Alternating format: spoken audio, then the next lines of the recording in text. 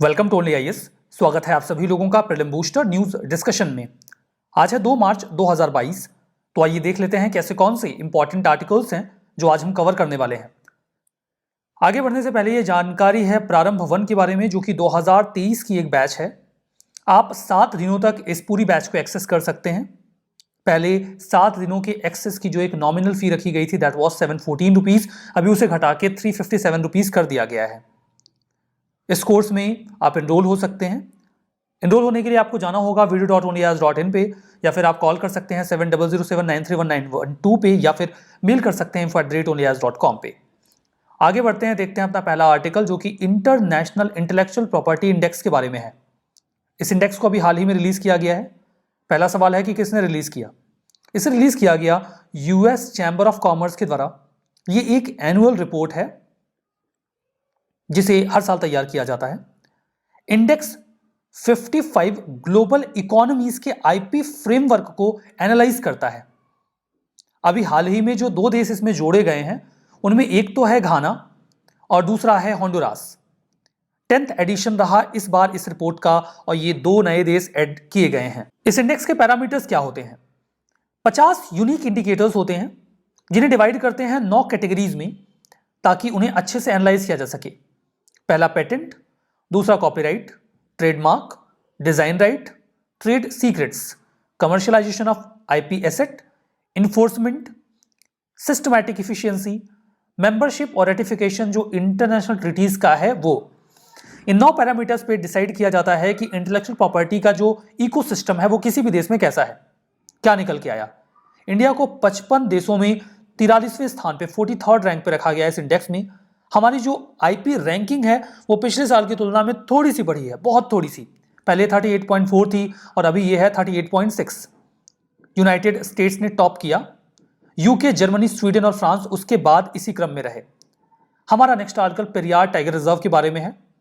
केरला के forest department ने यह कहा कि एक नई एयर स्ट्रिप जो पेरियार टाइगर रिजर्व के पास बनाई जा रही है, उससे वहां के वाइल्ड लाइफ और इकोसिस्टम को निगेटिवली प्रभाव पड़ेगा। पेरियार टाइगर रिजर्व इसी संदर्भ में न्यूज में है। इसे आप शॉर्ट में पीटीआर बोल सकते हैं। यह आपको वेस्टर्न घाट में तमिलनाडु और केरला के रीजन में मिलता है, जो थेक्केडी एक लोकेशन है, वहां पर लोकेटेड है। मैप में लोकेशन स्पेसिफाई कर रहा हूं। ये जो मैप है वो केरला का है, और ये जो मार्क मैं यहां पे लगा रहा हूं यही है पेरियार टाइगर रिजर्व। तो इसका कुछ हिस्सा जो है वो आपको मिलता है केरला में और कुछ हिस्सा मिलता है तमिलनाडु में। तो ये जो मार्क्ड एरिया है ये पेरियार टाइगर रिजर्व का है। इसे नाम मिला है पेरियार नदी के ऊपर, जो इसी रिजर्व के बीच में ओरिजिनेट होती है। 1950 में इन्हें दिया गया दर्जा सेंचुरी का, और 1978 में इनका हो गया प्रमोशन और दिया गया दर्जा टाइगर रिजर्व का। बढ़ते हैं सिनेरियो में आगे। यहां पर आपको हिली और अनड्यूलेटिंग टेरेन मिलता है।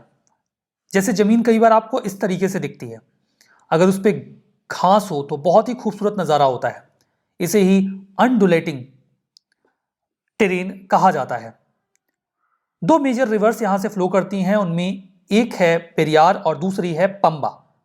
मुल्ला पेरियार डैम पीटीआर में ही लोकेटेड है। बहुत ही प्रोमिनेंट डैम है ये। Tropical evergreen forest, semi evergreen forest, moist deciduous forest, transitional fringe evergreen forest जो किनारों पे पाए जाते हैं, ग्रासलैंड और यूकेलिप्टस के बहुत सारे पेड़ आपको यहाँ पे मिल जाएंगे। फौना में टाइगर तो मिलते ही हैं, इसके अलावा आपको मिलते हैं एलिफेंट्स, कुछ और भी जीव मिलेंगे जैसे कि gaur, sambar deer, leopard, sloth bear, wild dog, lion tail macaque, Nilgiri langur, barking deer और नीलगिरी थार। ये सब आपको मिलते हैं पीटीआर में। हमारा नेक्स्ट आर्टिकल साइक्लोन इमनाती के बारे में है। हाल ही में इसने साउथ ईस्टर्न जो डिस्ट्रिक्ट रहे मेडागास्कर के उनको हिट किया और वहां पर लैंडफॉल्स देखने को मिले। मैं आपको बता दूं कि इमनाती जो मेडागास्कर है, ये है अफ्रीका, यहां पे है मेडागास्कर, ये है इंडिया, ठीक है। ये 5th एक्सट्रीम वेदर इवेंट रहा इस साल का जो मेडागास्कर ने फेस किया, और इसके अलावा ये 4th ट्रॉपिकल स्टॉर्म रहा जिसने मेडागास्कर को हिट किया। एक तो इमनाती ही हो गया, दूसरा था एना, इसके पहले बत्सरई और डुमाको। ये कुछ और ट्रॉपिकल साइक्लोन्स रहे जिन्होंने हिट किया है मेडागास्कर को। तो मेडागास्कर को इसका काफ़ी नुकसान हुआ है। ट्रॉपिकल साइक्लोन जो होते हैं वो वायलेंट स्टॉर्म्स होते हैं जो ओशन सरफेस पे ओरिजिनेट होते हैं। जो ओशन की हीट होती है इससे ही अपना पावर अवेल करते हैं। काफ़ी लार्ज स्केल डिस्ट्रक्शन ये करते हैं बिकॉज ये कोस्टल एरिया की ओर आगे बढ़ते हैं। यद्यपि कोस्टल एरिया पे जाने के बाद इनकी स्पीड कम हो जाती है बिकॉज इनका हीट सोर्स कट हो जाता है, स्टिल ये वहां पर बहुत हैवी रेनफॉल और स्टॉर्म सर्जेस क्रिएट करते हैं। ये नदर्न हेमिस्फीयर में काउंटर क्लॉकवाइज और सदर्न हेमिस्फीयर में क्लॉकवाइज रोटेट करते हैं। ट्रॉपिकल साइक्लोन्स को अलग अलग जगहों पे अलग अलग नामों से पुकारा जाता है। जैसे कि इंडियन ओशन में हम पुकारते हैं साइक्लोन, अटलांटिक ओशन में इन्हें ही हरिकेन कहा जाता है, वेस्टर्न पैसिफिक और सदर्न चाइना सी में इसे कहा जाता है टाइफून और वेस्टर्न ऑस्ट्रेलिया में इसे नाम दिया जाता है विली विलीज। बढ़ेंगे अपने नेक्स्ट आर्टिकल की ओर। हमारा next article working group second के जो 6th आईपीसीसी रिपोर्ट है उसके बारे में है। इंडिया ने जो वर्किंग ग्रुप दूसरा था या WG2 इसके कंट्रीब्यूशन को 6th असेसमेंट रिपोर्ट में, जो कि आईपीसीसी की एक रिपोर्ट है, वेलकम किया है। बताते हैं कि ये वर्किंग ग्रुप 2 का क्या मतलब है। आईपीसीसी असेसमेंट रिपोर्ट जो है ये काफी कॉम्प्रिहेंसिव इवोल्यूशन होता है, इवैल्यूएशन होता है, इवोल्यूशन नहीं, वो मैंने गलती से बोल दिया, इवैल्यूएशन होता है। ये एक प्रकार का कैलकुलेशन होता है जो अर्थ के क्लाइमेट को अच्छे से स्टडी करता है। अभी तक टोटल 5 असेसमेंट किए जा चुके हैं। इन्हें शॉर्ट में AR कहा जाता है, असेसमेंट रिपोर्ट।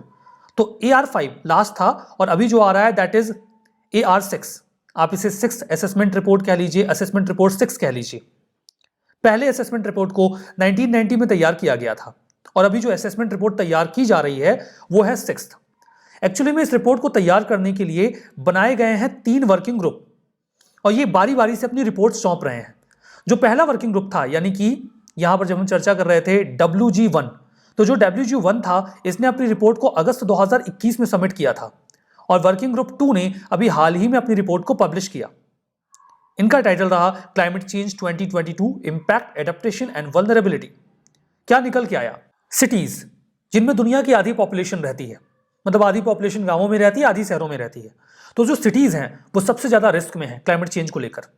वैसे तो क्लाइमेट चेंज नेशनल बॉर्डर्स नहीं पहचानता और उसका प्रभाव हर जगह इक्वली पड़ता है, लेकिन फिर भी जो गरीब देश हैं वो सबसे ज्यादा इससे हिट होंगे।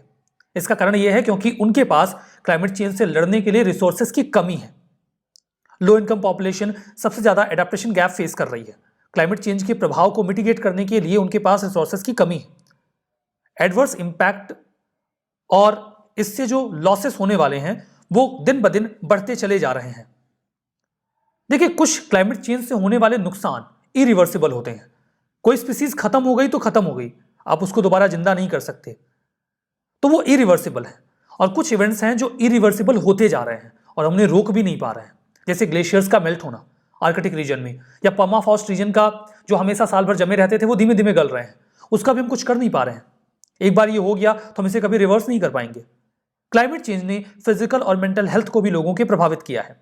ह्यूमन सोसाइटी लगातार हीट स्ट्रेस फेस कर रही है। वाटर स्कैसिटी, फूड सिक्योरिटी की प्रॉब्लम और फ्लड का खतरा, इनके खतरे दिन ब दिन बढ़ते जा रहे हैं। ये रिपोर्ट आई है आईपीसीसी की, तो जानते हैं आईपीसीसी है क्या।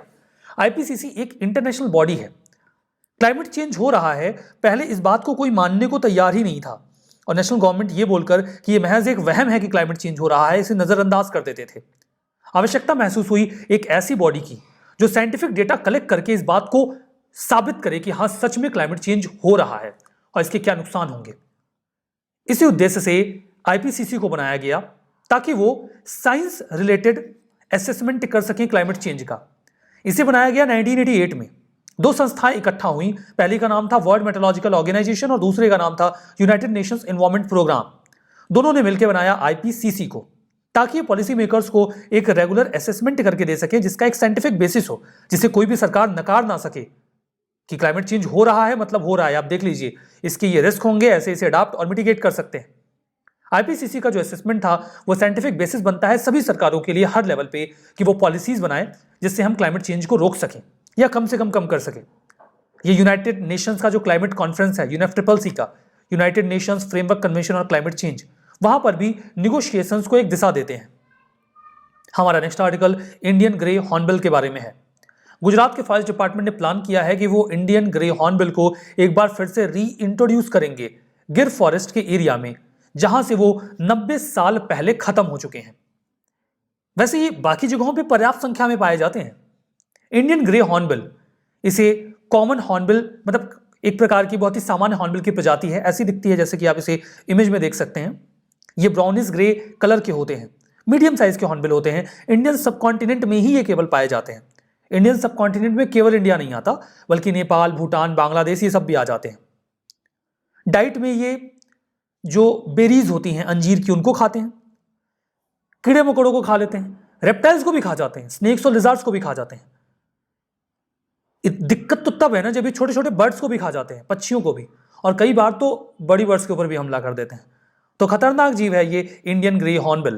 खैर ये उनका फीडिंग पैटर्न है, बुरा नहीं लगना चाहिए।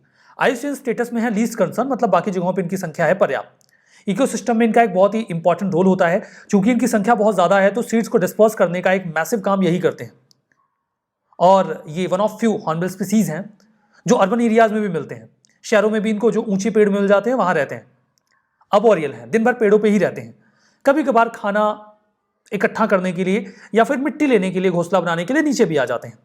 लेकिन शहरों में इनकी प्रजाति कम हो रही है बिकॉज बड़े पेड़ों को काट दिया जाता है और ये छोटे पेड़ों पे रहते नहीं है, इसलिए इनको फूड एंड नेस्टिंग की प्रॉब्लम हो रही है और ये खत्म हो रहे हैं। हमारा नेक्स्ट आर्टिकल फीफा के बारे में है। एज ऑफ फरवरी 28, 2022 फीफा और यूईएफए यानी कि union of European football association दोनों ने ही रशियन टीम्स को इंडेफिनिट टाइम के लिए सस्पेंड कर दिया है। वो ना तो नेशनल लेवल पे और ना ही अपनी क्लब टीम्स को फीफा या यूईएफए के जो कॉम्पिटिशंस हैं उनमें पार्टिसिपेट करवा पाएंगे। FIFA, federation international D football association, ये एक फ्रेंच नेम है। ये हाईएस्ट ग्लोबल गवर्निंग बॉडी है फुटबॉल के लिए, जिसे सोशल के नाम से पुकारा जाता है ताकि इसे अमेरिकन फुटबॉल से अलग किया जा सके। ये इंटरनेशनल गवर्निंग बॉडी फुटसल के लिए भी है, जो कि एक प्रकार का मिनी फुटबॉल होता है।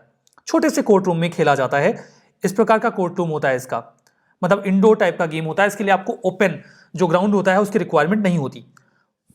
उसे भी गवर्न करता है फीफा ही। इसके अलावा देखिए कुछ और बातें हैं, मैं आपको बता देता हूं। फीफा रिस्पॉन्सिबल है कि फुटबॉल के मेजर इंटरनेशनल टूर्नामेंट को ऑर्गेनाइज करवाते हैं, इंक्लूडिंग फुटबॉल वर्ल्ड कप जो 1930 में शुरू हुआ था और वुमेन्स वर्ल्ड कप जो 1991 में स्टार्ट किया गया। 211 नेशनल फुटबॉल एसोसिएशंस दुनिया भर में इसके मेंबर्स हैं। ज्यूरिख स्विट्जरलैंड में फीफा हेडक्वार्टर्ड है और ये सभी नेशनल एसोसिएशंस को फाइनेंशियली और लॉजिस्टिकली सपोर्ट करता है। फीफा के पास होती है एक फीफा कांग्रेस जिसमें होते हैं 211 मेंबर्स। हर मेंबर के पास एक वोट होता है और ये कांग्रेस साल में एक बार मिलती है। रिवीजन करेंगे। इंटरनेशनल इंटेलेक्चुअल प्रॉपर्टी इंडेक्स, इसे World Intellectual Property Organization release करता है। ये गलत है बिकॉज इसे रिलीज करता है यूएस चैम्बर ऑफ कॉमर्स और इसे हमने पढ़ा था। ट्रॉपिकल साइक्लोन, ये काउंटर क्लॉकवाइज नॉर्दर्न हेमिस्फीयर में और क्लॉकवाइज सदर्न हेमिस्फीयर में रोटेट करते हैं, दैट्स ट्रू। आईपीसीसी 1988 में बना वर्ल्ड वाइड फंड और यूनाइटेड नेशंस एनवायरनमेंट प्रोग्राम यानी कि यूएनईपी दोनों ने मिलकर इसे बनाया था। ये गलत है बिकॉज इसे बनाया गया था वर्ल्ड मेट्रोलॉजिकल ऑर्गेनाइजेशन और यूएनईपी के द्वारा। तो तीसरा भी गलत हो गया। Indian grey hornbill IUCN status है वल्नरेबल, ये भी गलत है बिकॉज ये क्या है, लीस्ट कंसर्न। तो ये सेशन होता है यहां पे समाप्त। सेशन की पीडीएफ मिलेगी ओनली आज के टेलीग्राम चैनल पे, वहां पे जाइए, पीडीएफ को डाउनलोड करिए, रिवीजन करना मत भूलिएगा। That's all for now, thank you very much.